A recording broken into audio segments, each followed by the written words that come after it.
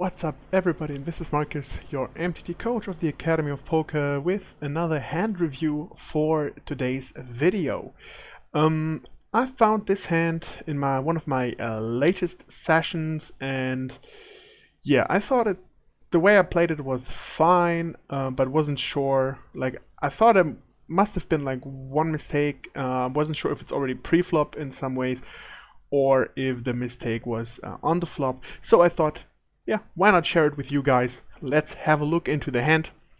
And yeah, here we go. As always, make sure to hit the like button, follow us, subscribe to on Twitch, on YouTube, wherever you can find us. Do not miss out on any of our videos. And of course, if you're interested in any coachings, become a member, as many of you are already. Become a member of our Academy of Poker and find out what we can offer you, if it's courses or if it's individual classes you want to see or you want to take. Get in contact with us and yeah, become better in poker, become profitable, and start living your dream, as this is it for most of you guys and for us as well, of course. Hi guys, my name is Markus. I'm an MTT coach of the Academy of Poker, and we have a great offer for you. Our current Academy of Poker course will only cost you 200 euros, but if you do it the right way, you can even get it for free. All you have to do is hit the link in the description below, get in contact with our managers, and you can start right away. And now, enjoy the upcoming video. So let's jump into the hand. This was a normal freeze-out tournament. Not sure which one, if it was the Big 22 or Big 1650. I always forget to put it down. So let's just jump right into it. UTG +1 opens and we flat ace-5 suited. So the reason is I wasn't sure is, as always, like we don't have a lot of hands. So many new players, so really hard to get a lot of hands from them early enough to make anything going. Just throughout the time, I'm also missing some hands here. I did play a bit more with him. He was quite active, so the thinking is an ace-5 is a really nice hand because it is blocking some good ace-x, and as it's suited, it has some nice equity, and we're gonna play in position if he decides to call when we 3-bet. So I think that's like a 2/3 to 1/3 that we just call or go for the 3-bet. We most likely will have position, so why not just take it to the post-flop game. We know we feel comfortable post-flop most of the time, so why not do it? And yeah, we defend ace-5.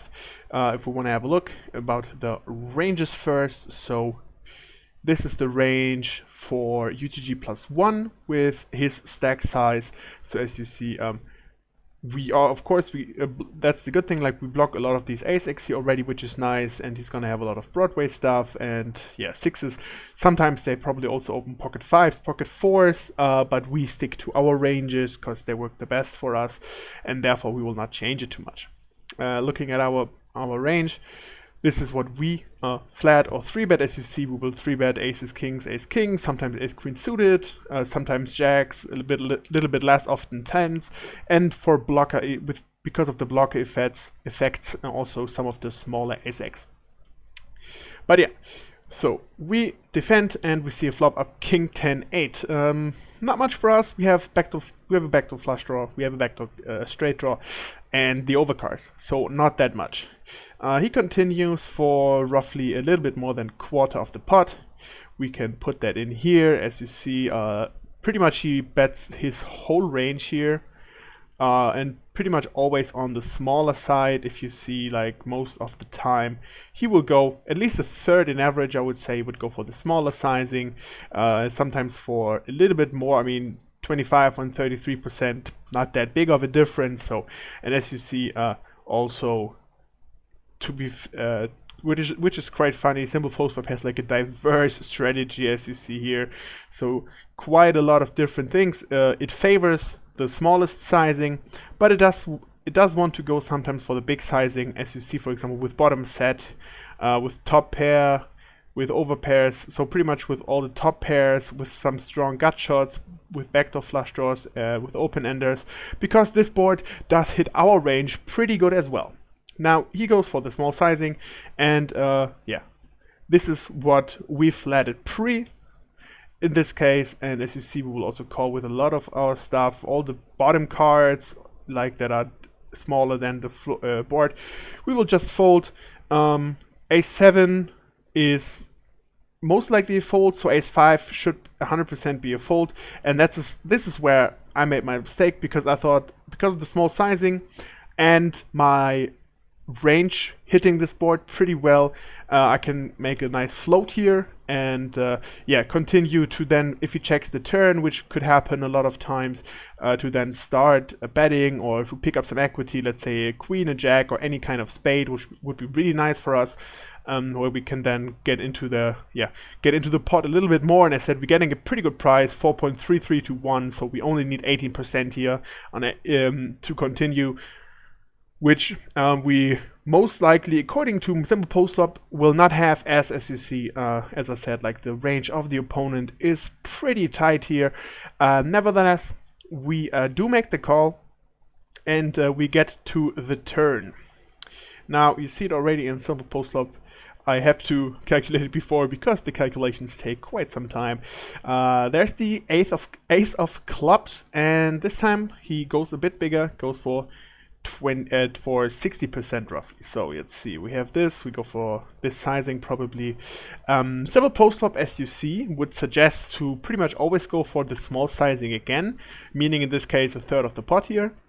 However, with the big sizings would pretty much only be, as you see, top 2, another 2-pair combination, turned 2-pair, and then gut shots with middle pair quite a lot. Of course, still the sets, and as a semi-bluff, the only real hand in this case would be 9-8 suited, as you see, and then all of the 3 combinations, because then the 9 blocks some potential draws we might have. We might still have, which is good, and yeah, therefore enough equity in this hand still, with 30% roughly, to continue here as a semi-bluff, which could then on a lot of rivers continue as a pure bluff here. But as you see, kings even continue, but for the big sizing sometimes, as you see, there's a pretty mix, like almost 50-50 between going small and going big, which is pretty interesting.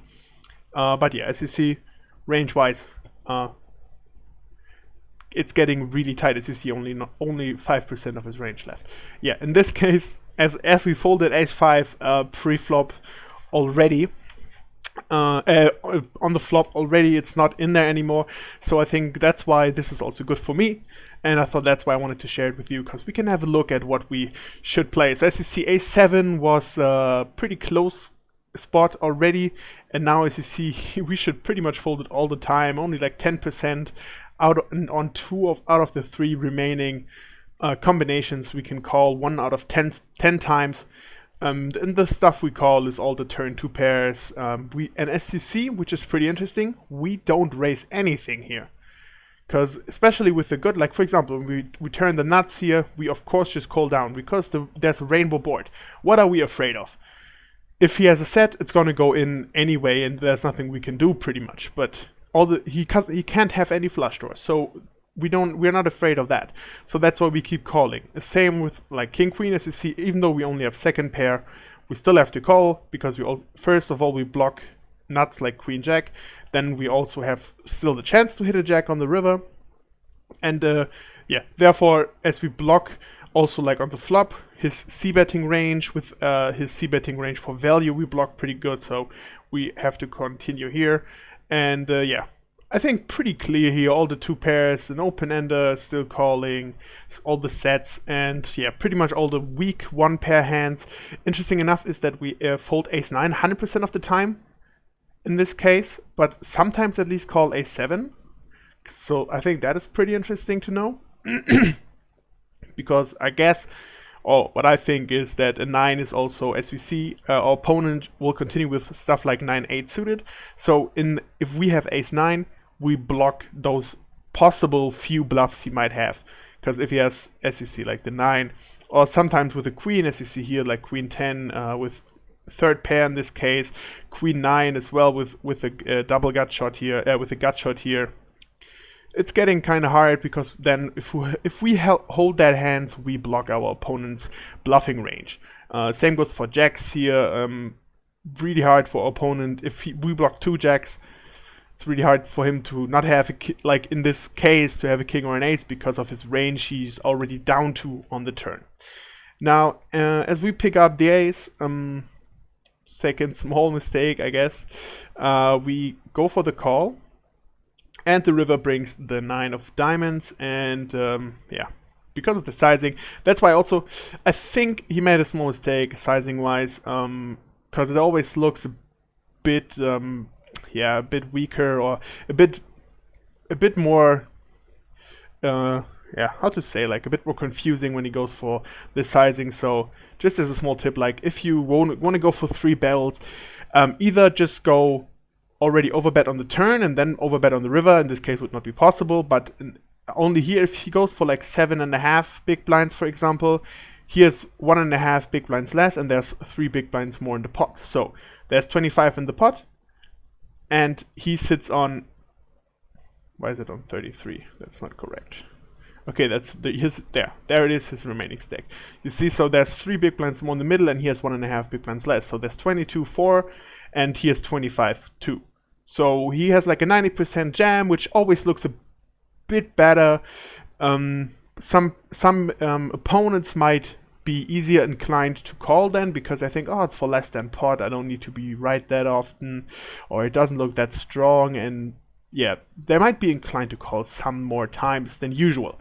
So here a little, yeah, I think like a little mistake sizing wise, but anyway, he goes for the jam, and let's have a look what he's jamming. So he jams second set, he jams 2 pair, he should jam 2 pair. Here we got some bluffs, pretty much one of the two bluffs he has here. That's 2 pair, 2 pair here, 2 pair here. Funny enough that 9-8 will sometimes just go for a smaller sizing as well, and then 8s and 7 6s. So there's the combinations of the 6 combinations of 6s, 3 combinations of 7s that he can only have here in that case, or in total it could be 6 of course, plus 3 combinations of Queen 10 off here, and the 3 combinations of Queen 10 suited and Jack 10 suited. So there's only a total of 18 bluff combinations, but as you see, all the rest, so many combinations here that are doing it for value. So and as you see, his range is so tight now. So let's have a look at what we should even call. Funny enough, after we have this 10% call on the turn with a7, we should call it 100% of the time on the river, because of the 9 that brings in that, yeah, makes it harder for the opponent to have those kinds of hands with a yeah, like some, wait, yeah, exactly. So it's going to be a bit harder for him to have the 9x here, so he might be more often on a lower ace, for example. That could be the thing, and here therefore we need to call. And also the thing is that our a7 is pretty much our, yeah, if we call it down like this is just top range for us with top pair, so we have to call it down. And as you see here, of course, 7-6 suited makes it straight on the river, and all the on all the two pairs. We do start folding.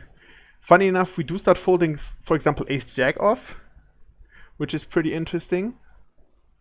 But not all the combinations, as you see, if you have, which is pretty funny in my opinion, because there are no flush draws out there anyway. But simple postflop likes to call with the Jack of Spades here, more of likes to call with the Jack of Spades and folds all the other Ace Jacks. So yeah, pretty interesting to see that.